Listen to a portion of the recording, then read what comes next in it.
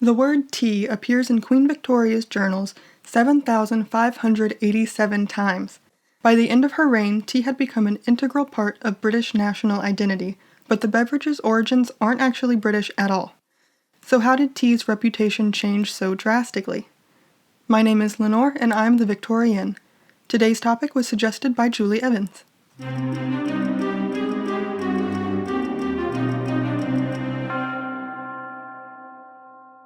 Tea has been grown in China for thousands of years, and it was brought to England in the 17th century, first appearing in a coffee house, which advertised the tea's health benefits. In 1662, it was introduced to the royal court by Catherine of Braganza when she arrived from Portugal to marry King Charles II.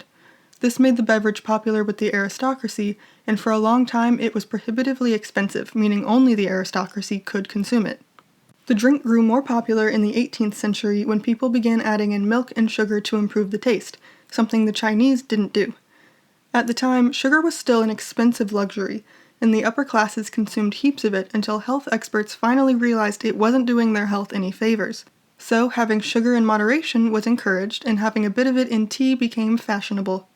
Over time, both tea and sugar became less expensive, and by the mid-18th century, even the lower classes were consuming tea regularly. It had been considered a luxury, but it quickly became a necessity, and by 1800 it was the most popular drink in Britain. It was well suited to their typically cold, wet climate, and it was easy to prepare at home. On top of this, the price of tea became more stable than the price of coffee once the British East India Company decided to focus on tea as its main import. Some historians have argued that tea played a major role in the Industrial Revolution because its caffeine, along with calories added by milk and sugar, gave workers the energy boost needed to work longer hours. Industrial bosses certainly preferred their workers drink tea rather than beer because while beer also provided calories, it made workers sluggish and less productive, and drunkenness could lead to factory accidents. All that tea was good for the workers too, because it might be the only warmth they had all day, consumed with what little stale bread and cheese they could afford. We also know now that tea was healthy for them because boiling water to use in tea helped kill off the waterborne diseases that plagued the working classes, such as cholera, dysentery, and typhoid. That benefit of avoiding waterborne illness could also be seen in alcohol, but with the temperance movement beginning in the 1830s, the lower classes were strongly encouraged to choose tea over liquor. Tea was promoted as the moral option for working class people who wanted the upper classes to view them as respectable and deserving of voting rights. Supporters of temperance would host temperance tea parties to promote the ideals of sober life. Women in particular favored temperance and tea over alcohol, and the option of coffee was less available to them. Coffee was seen as being more masculine, and the coffee houses where men often gathered weren't open to women. Tea, on the other hand, was marketed as a drink for men or women, and hosting an afternoon tea gathering was empowering for Victorian women.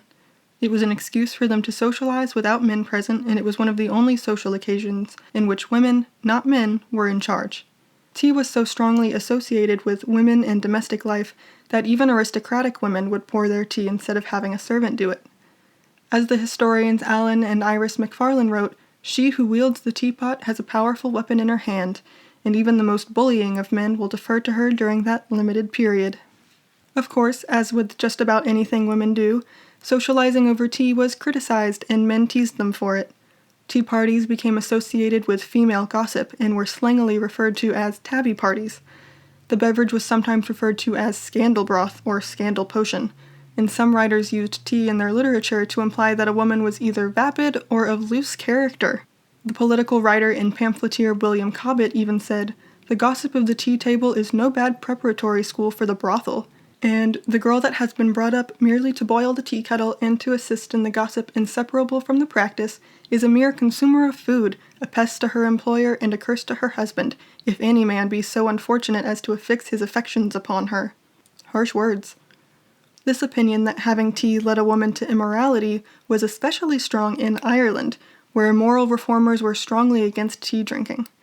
They claimed tea was linked to revolutionary feminism and that it caused women to loaf about when they should have been working hard. The Irish upper classes criticized the way peasant women wasted their money on tea and wasted their time sitting around drinking that tea. A woman with a teacup in her hand was not busy at work, and she might even be talking politics, which was very dangerous.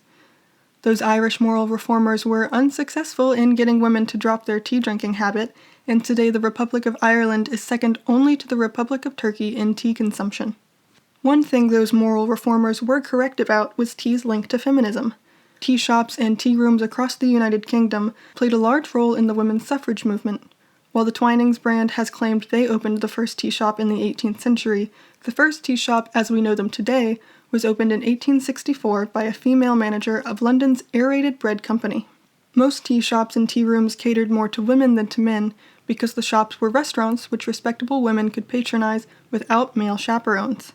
Many tea rooms were female-owned and operated, and had a more comfortable, home-like environment than other restaurants. It was common for women to open tea rooms in their own homes or gardens as a way to make extra money, while still performing many of the same tasks they'd been performing for years, that is, hosting people and making and serving food. For many women, it was their first entry into the workforce. Because of this and the fact that tea rooms were gathering places for independently minded women, they frequently served as the locations of women's campaign meetings. While some women talked politics over tea, others tried to use the drink to predict their futures. You may be familiar with the practice of Taciomancy, or reading tea leaves, as a form of divination as seen in Harry Potter. It gained popularity among the upper classes in the Victorian era. For a long time, such things were practiced only by the lower classes, who were generally more superstitious, and by the Romani people. Reading tea leaves was a middle ground between spiritualism, also popular with the Victorians, and new ideas of human psychology, such as those put forward by Joseph Breuer and his protege Sigmund Freud. At first, reading tea leaves was done by Romani people in tea rooms, coffee houses, and parlors, but over time the practice was brought into the home. Victorian ladies hosted tea parties where they would read each other's leaves, sometimes using special pottery printed with imagery such as the zodiac. While the tradition of reading tea leaves isn't practiced often today, one tradition has remained popular into the 21st century: afternoon tea. The custom is often incorrectly said to have been created in 1840 by Anna Maria Russell, the 7th Duchess of Bedford and lady-in-waiting to Queen Victoria. At the time, it was fashionable to eat dinner late in the day, often at 8 or 9 p.m., so there was a large gap between the midday meal and the evening meal. According to an oft-repeated story, the Duchess of Bedford described having a sinking feeling around 4 p.m. every day, so she requested that tea, bread, butter, and cake be brought up to her room. This became a habit, and she began inviting friends to join her. Once the new custom caught on with Queen Victoria, it became commonplace. In reality, it's unlikely the Duchess of Bedford was the only woman in England to have a snack around that time of day, and the tradition probably started before 1840. Afternoon tea is even hinted at in an unfinished novel by Jane Austen from back in 1804. In the later part of the century, large hotels caught on to the new tradition of afternoon tea and began to offer the service. What's served with tea today is pretty similar to what was served then: small cakes, pastries, sandwiches, and scones. Queen Victoria was known to enjoy sponge cake with her tea, and when baking powder was invented in 1843 and sponges could rise higher, the new Victoria sponge was named for her. We Americans are known to confuse afternoon tea with high tea, which is a different thing entirely. Afternoon tea is sometimes called low tea in reference to the low tables it was served on next to low lounge chairs. High tea sounds like it would be fancier than low tea, but in fact high tea was more for the lower classes. High tea was served on high tables or counters, and diners sometimes sat on high stools or just ate standing up. The food served is much heartier than at a genteel afternoon tea. It includes heavy things like meat pies, potatoes, cheese, eggs, or bread. For this reason, high tea was also sometimes called meat tea. High tea was taken more often by the working classes because it was a larger meal they had at the end of a working day. Before the Industrial Revolution, most workers could go back home for a midday meal, but in the large industrial cities of the Victorian era, workers couldn't do that. Sometimes they didn't get lunch breaks at all, so at the end of a long day they needed a filling meal. High tea or meat tea wasn't exclusively for the working classes. Some wealthier people who had servants would opt to have high tea on Sundays. It took less time to prepare than their usual combo of afternoon tea and evening meal, so this meant their servants had time to attend church. Unfortunately for the working classes, the tea they drank was often low quality or adulterated. Sometimes this just meant vendors bought used tea leaves from housemaids that they'd then dry out to sell again, but sometimes it meant vendors sold regular plant leaves that had been dyed with logwood or even red lead. To create the color of green tea, they dyed the leaves with verdigris, which could actually cause gastrointestinal problems. One reason food adulteration was such a big problem in Victorian Britain was due to how food was packaged before being sold. Typically, large amounts of a product were sent to a retailer who would then weigh out a portion of the product as part of each individual transaction. A customer had no way of knowing if the scale being used was accurate or if a shop owner had tampered with the product to stretch out their supply. Pre-packaged, mass-produced products gained popularity in the Victorian era partly because they helped shoppers know they were actually getting what they paid for. One man who saw the potential in pre-packaged tea was Thomas Lipton, the founder of the Lipton tea brand that's still going strong today. In 1871, he opened a grocery shop in Glasgow, Scotland, and then went looking for new items to sell. He decided he would sell tea and that he would lower the prices by cutting out the middleman, the tea brokers. This would be done by growing tea on his own farms in Sri Lanka and then selling it pre-packaged in his shops. This way, he had total control over the product, and his customers knew they were getting tea of a consistent quality. An added benefit was the space his packages provided for advertising. Back in the 1860s, a fungus had ruined the formerly lucrative coffee plants in Sri Lanka. Some planters decided to switch to cultivating tea, while others sold off their land for extremely low prices. Lipton was one of the people who took advantage of that deal, buying up 3,000 acres of land in Sri Lanka. Lipton tea became known for their slogan, "Direct from tea garden to teapot." The brand gained worldwide success, but Lipton's land in Sri Lanka wasn't enough to meet demand, meaning some of the tea was actually from tea brokers, and Lipton quietly stopped using that slogan. In fact, for the "direct from tea garden to teapot" slogan to be true, Thomas Lipton would have had to own half of Sri Lanka. During that time, Sri Lanka, like its neighbor India, was a British colony and was called Ceylon, which is why tea grown there is still sometimes called Ceylon tea. The first non-commercial tea plant in Sri Lanka was planted in 1824 in the Royal Botanical Gardens. That same year, an indigenous tea plant was found in Assam, India, and the British colonists realized they could grow tea there and in Darjeeling, India. This was a fortunate find for the British, who had been dependent on China for their tea, which was costing them dearly. The British were sending heaps of money to the Chinese in exchange for their tea because they just didn't have anything to trade that China actually wanted. It was an uneven and expensive trade deal until the British East India Company, which had a monopoly on the tea trade, realized the Chinese would trade tea for opium. Unfortunately, this led to an addiction crisis in China, so they outlawed the opium trade. In response, the British began selling their opium to smaller traders who smuggled it into China. So in 1839, Chinese officials seized and destroyed over 20,000 chests of that opium. Thus began the Opium Wars. 3 years later, the port of Hong Kong was ceded to the British, who by then were conspiring to produce their own teas in India anyway. The East India Company sent a botanist by the name of Robert Fortune to China in disguise as a wealthy Chinese merchant. He sampled teas and observed the process of tea cultivation. At the end of his trip, he brought back thousands of tea seedlings to be used in India, along with some Chinese planters to teach Indian planters their techniques. India went on to surpass China as the world's largest tea producer, and the British established other tea plantations in Sri Lanka.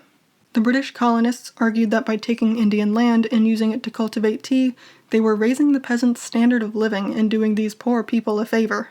Robert Fortune even wrote condescendingly that the people of India were so poor that they are unable to sufficiently feed, clothe, or shelter themselves without British intervention. Tea was promoted as a patriotic British drink because it was grown in the British Empire, while coffee and chocolate were from other imperial powers. Many British people still preferred the Chinese tea, but the British government ended the import duty on Indian tea, lowering its price, and continued to promote Indian tea as quintessentially British and patriotic. They succeeded, and by the late 1880s, the British people were drinking more tea from India than from China. Tea's link to imperialism doesn't end with the Indian subcontinent. As I mentioned earlier, adding sugar to tea was a common British practice, but at the beginning of the 19th century, this became a highly political act. Sugar was harvested by enslaved people in the Americas on sugar plantations, so in more liberal British circles, sugar came to represent the evils of slavery and was boycotted. After the British abolished slavery at home and in those colonies, there was still the problem of cheaper sugar produced by the enslaved people of other empires. British grocers began selling sugar from other regions, and some served that sugar in bowls printed with the phrase, "East India sugar not made by slaves." I hope this episode has given you a few things to reflect on the next time you enjoy your Earl Grey. Speaking of Earl Grey, I'll be covering its origins in the next Patreon bonus episode, along with Victorian tea etiquette, including the debate on whether to add milk or tea to the cup first. If you'd like to support this podcast, please leave a review on iTunes, share this podcast with a friend, and if you're able, consider becoming a Patreon donor for just $2 a month. You'll have access to bonus content and you'll be helping to offset production costs. You can find me at patreon.com/Victorienne, and if you have a topic suggestion for a future episode, please email victoriennepodcast@gmail.com. To stay tuned for updates on this podcast, you can find me on Facebook on the page The Victorienne. I'm also on Instagram under Victorienne Podcast. Thanks for listening.